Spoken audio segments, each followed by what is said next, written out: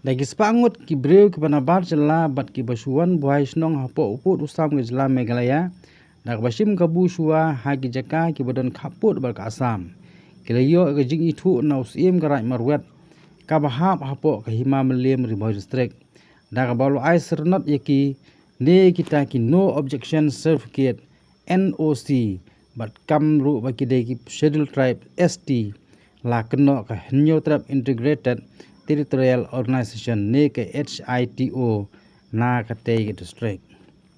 Na ka jingyo ya kita ki sernat baper kita ki barj lagi bakanthop nadu ki kuki meitei boro bat asamis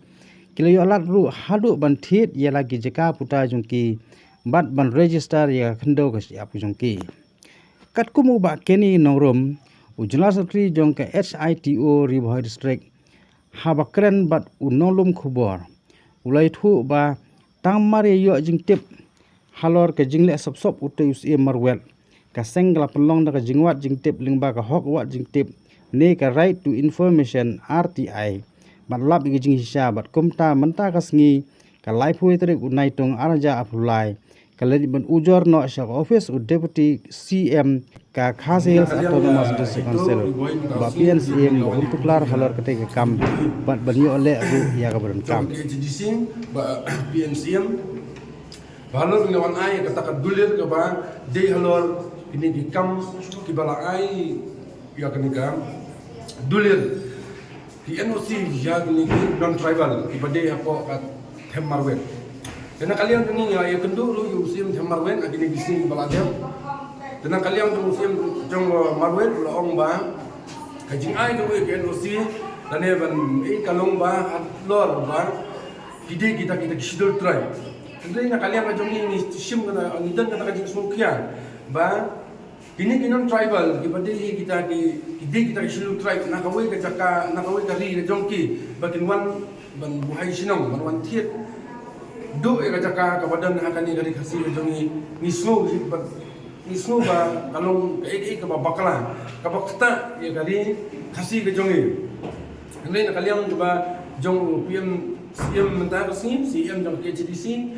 ila yakan halor ni ka phang lo ngi ban simkhia halor gani ka phang ba in penbek katung kata ka kendon hukum trikam jong ka Supreme Court ro kabaladan katung ka riti sensya lapo ka Jakarta ka kasi